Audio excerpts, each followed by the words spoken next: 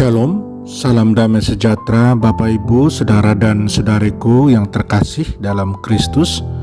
Senang berjumpa kembali dengan Anda dalam permenungan harian Sabda Tuhan, Embun Sabda Jumat 30 September 2022, peringatan wajib Santo Hieronymus, Imam dan Pujangga Gereja. Semoga Anda sehat, tetap semangat, tetap tersenyum, dan tetap berpengharapan pada Tuhan kita Yesus Kristus. Anda selalu dalam lindungan kasih Tuhan. Buat saudara dan saudariku yang sakit, saya berdoa dalam nama Tuhan Yesus, Anda sembuh. Saya ajak Anda hari ini merenungkan tema hindari kata celaka dari Tuhan. Saudara dan saudariku, mari sebelum kita dengarkan dan renungkan firman Tuhan, kita tandai diri kita dengan tanda keselamatan. Dalam nama Bapa dan Putra dan Roh Kudus. Amin.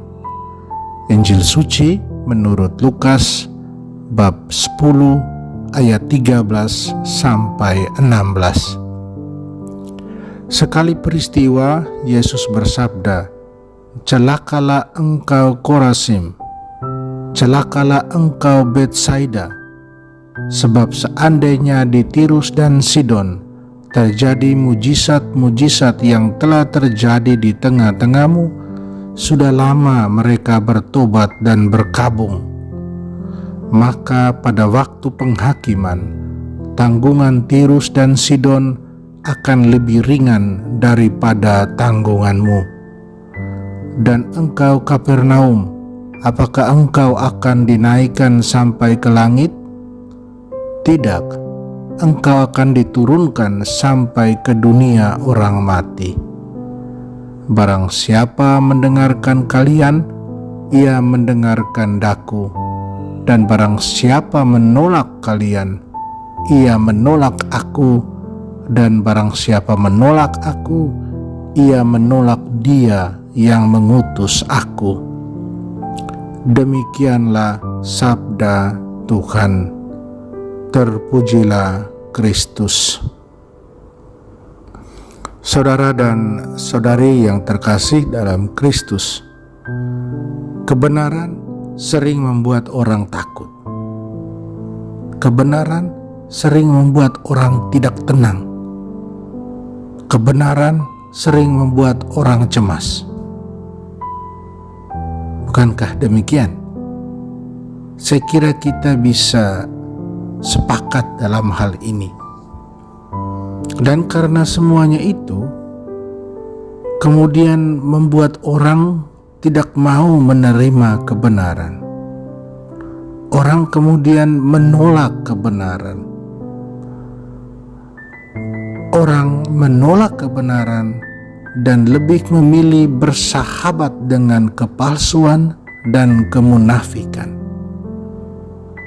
Saudara dan saudariku yang terkasih dalam Kristus, dalam Injil hari ini Yesus mengecam Korazim, Betsaida dan juga Kapernaum dengan kata yang keras, celakalah. Pertanyaannya sekarang buat kita, mengapa Yesus mengecam ketiga kota ini?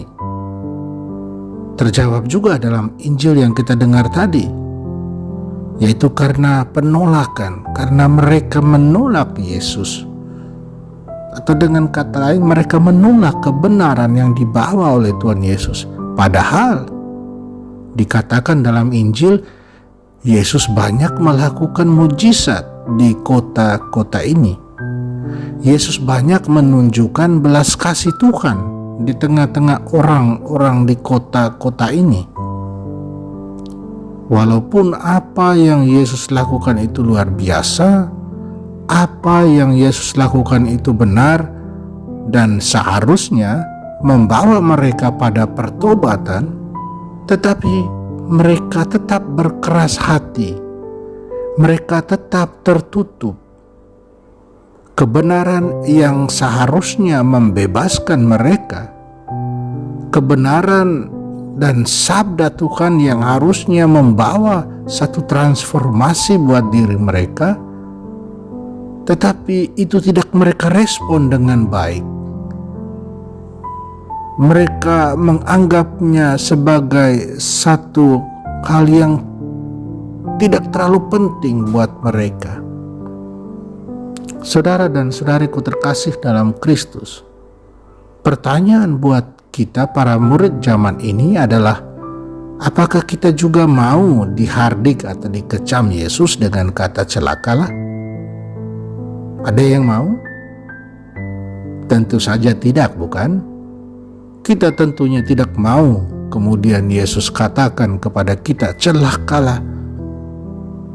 Karena itu kita diajak lewat bacaan suci yang baru kita dengar, kita diajak untuk membuka diri pada segala sabda Tuhan yang kita dengar.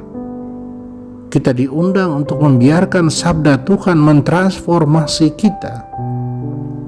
Kita diajak untuk merendahkan diri di hadapan Tuhan.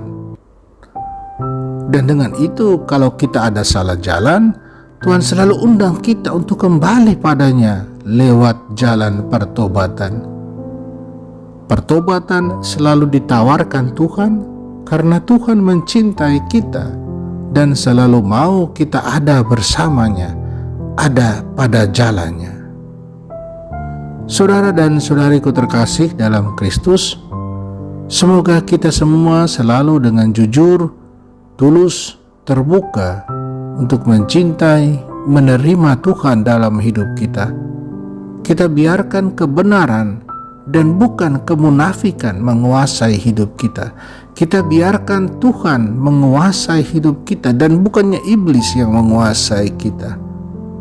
Semoga bacaan suci hari ini menambah iman kita pada Tuhan. Amin. Tuhan Yesus memberkati kita. Tuhan Yesus, terima kasih dan syukur atas cinta dan kasih-Mu. Bantulah kami untuk selalu terbuka pada sabda-Mu, agar kami benar-benar ditransformasi olehnya. Dan dengan itu kami boleh setia, kami boleh tetap berkomitmen padamu. Tuhan, tolonglah kami. Amin. Mari kita mohon berkat Tuhan. Tuhan bersamamu dan bersama roh-Mu. Semoga kita semua dan semua orang yang kita sayangi dan kasih, usaha karya dan rencana kita dibimbing, dilindungi dan diberkati Allah yang Maha Kuasa, Bapa dan Putra dan Roh Kudus. Amin. Saudara dan saudariku, salam dalam Sang Sabda. Jalanilah hari ini dengan senyum-Mu.